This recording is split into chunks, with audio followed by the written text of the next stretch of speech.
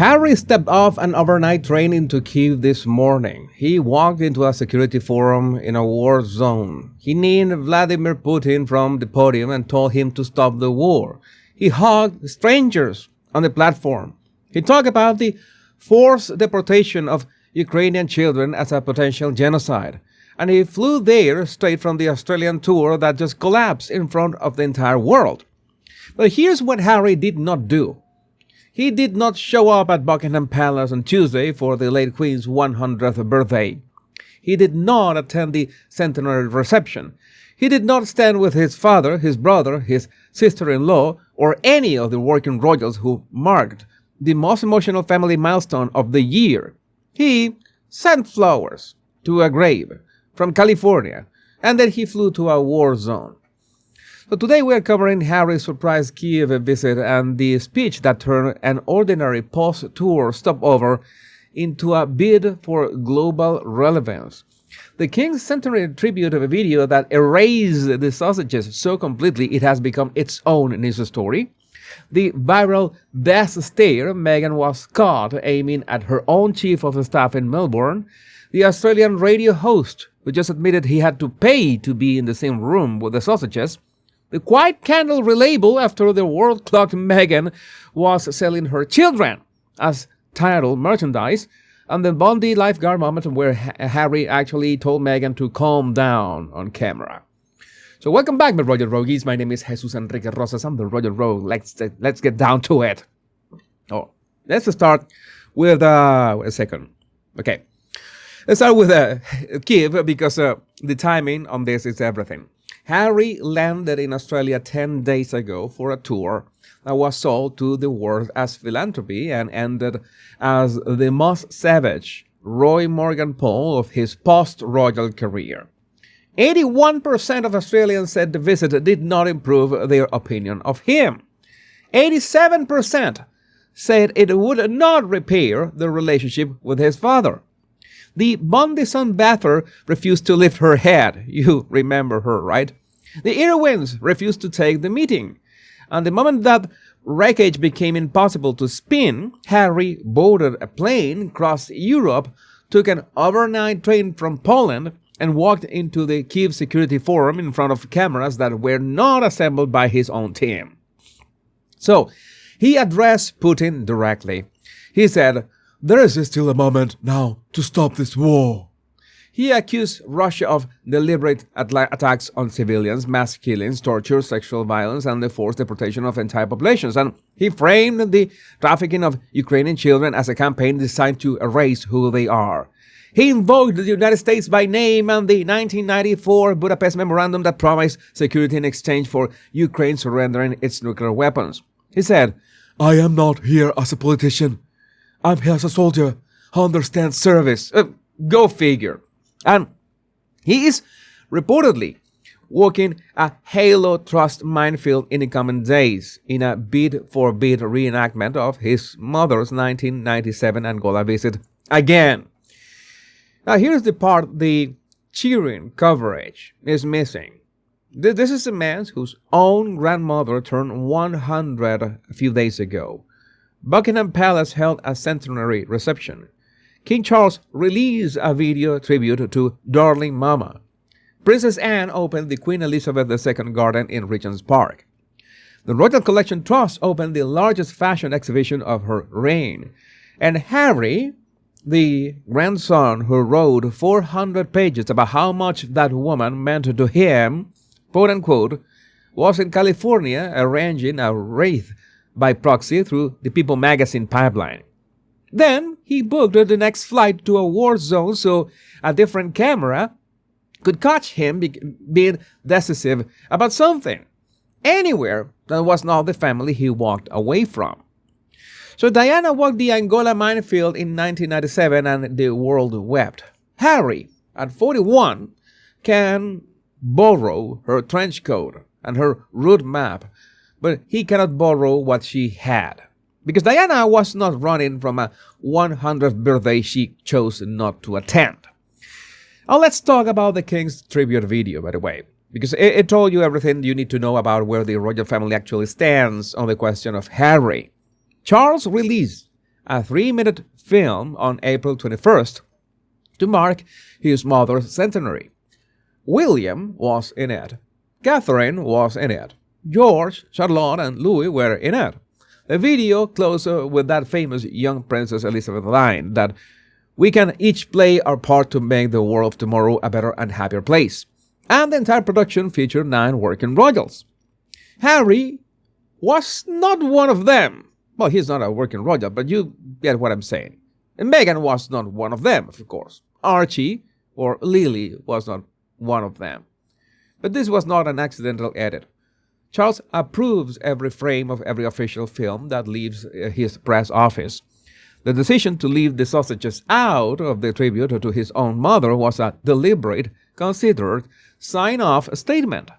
And it lands inside a very specific timeline. 6 days ago, Harry's spokesman in Australia reportedly told the press, "We are royal. The sooner people accepted that, the better." 5 days later, the king answered without saying a single word by erasing him from the centenary film, or not putting him in that film. A passive snub it was not.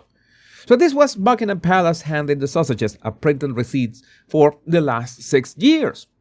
So the internet caught it instantly. One reaction making the rounds described Harry as a footnote and methane as a footnotes plus one. The grandson who once gave the eulogy at Sandringham gets nothing. The grandson who carried a wreath in Australia for the Wrong Queen gets nothing. The titles still exist on paper, but the centenary film is the new family portrait, and the sausages are not in it. Now, let me show you what Meghan was doing on the day in Melbourne that has been quietly going viral. The sausages were leaving the Royal Children's Hospital. Their chief of staff, Sarah Fosmo, a Gates Foundation veteran who has been with the operation since December 2024, reached out and tapped Harry on the back. A perfectly ordinary professional gesture, calm and human. The kind of thing any senior aide does to keep a principal moving on schedule. And the camera caught Meghan turning her head toward the aide and delivering a look that has now been described as a death stare. Not annoyance, not surprise, but contempt. A held, narrowed, openly hostile glare aimed at the woman whose entire job is to stop the schedule from collapsing. So the clip surfaced on the British Royal podcast circuit this week, and former Sausages staff had been reaching out to reporters ever since. One quote landed especially hard. A former senior staffer told a royal correspondent the clip gives me PTSD and described Meghan as, quote, literally a workplace psychopath smiling sweetly in public while shooting daggers when she thinks no one is watching. Yeah, that checks out. A workplace psychopath. Those are the words of the people who have actually worked inside Montecito Manor. And the second quote that surfaced is even more telling. Another insider said that the aide's real crime was treating Harry like a normal person because Meghan is desperate to be seen as royal. And any staffer who undermines that frame becomes the target of the next mask slip. So this is the same Meghan whose cooking show producers were not allowed to use the word royal without her team escalating. The same Meghan whose new candles were quietly walked back from the awards prince and princess this week, and we will get to that one in a minute. The same Meghan who has now lost 25 executive employees in 3 years and 3 nannies before Archie was 7 weeks old. The cameras finally caught the look the people who quit have been describing in private for years. And well, we have seen it in other instances a couple times. Now let me tell you what an Australian radio host just admitted on national air, because it cracks the entire philanthropic visit frame wide open. Michael Whipley, who hosts the Nova Drive show, sat down on Wednesday morning and casually told the country he had been invited to meet Harry and Meghan at a Nexus Australia event with about 50 other guests. And then, on air, his co-host, Kate Ritchie, asked the question every Australian was already thinking. She asked, when you say invited, do you mean invited but you bought a ticket? So Wippa paused, Wippa nodded, and Wippa said, and I am quoting, I made a donation. I got an invitation to meet Harry and Meghan along with 50 people, and there was a donation involved. All right. So there it is. On the official Sausages Australia tour, the one billed as service, advocacy, and community engagement, 50 people had to pay their way into the room, not buy a ticket to a charity gala, not bid in a public auction. Pay a donation in exchange for a curated meet and greet.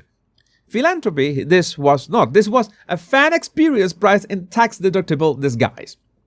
It is the same model that filled the empty seats at Meghan's $3,000 wellness retreat. Well, filled half of them, if that is. It is the same model that filled Harry's not quite sold out Inter-Edge Summit. The sausages did not bring relevance to Australia. They brought a turnstile with a ticket price. And Wippa kept nothing. He told the studio he kissed Meghan goodbye on the cheek and then asked Harry for his phone number, hoping to keep chatting. Harry deferred to his executive assistant and handed over a contact card. Wippa has now sent 3 emails over 3 days to that contact. 0 replies. None. The gingerbread smiled, took the donation, handed over the card, and his office cannot be bothered to answer one of Australia's biggest radio personalities 72 hours later. The donations have cleared, the visit is over, the next country awaits. Now, back to the canal story, because that U-turn is news on its own. 2 days ago, we were talking about Meghan's lifestyle brand launching candles number 506 and 604 for Archie and Lily's birthday, product copy that crown the children Prince Archie of Sausages and Prince Lily of Sausages. Royal author Phil Dampier said the palace would take a dim view of that.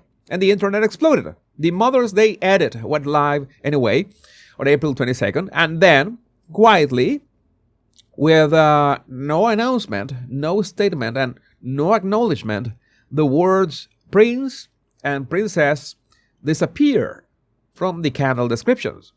The page now shows the candles the same numbers, the same prices, the same scents, with the titles surgically removed from the marketing copy.